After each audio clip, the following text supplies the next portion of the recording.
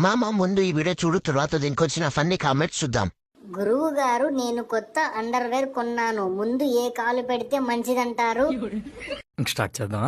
కుడికాలు పెట్టు నాయనా, అంతా జిల్ జిల్ జిగా.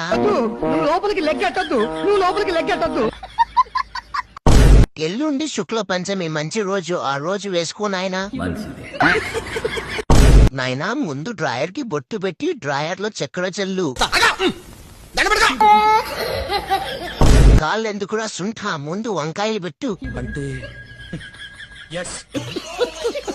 పంతులు గారు, కొనే ముందు కలర్ అడగడం మర్చిపోయావరా సుంఠా. డ్రాయర్ ఏ కలర్ తీసుకోను, బ్లూవా మెరూనా?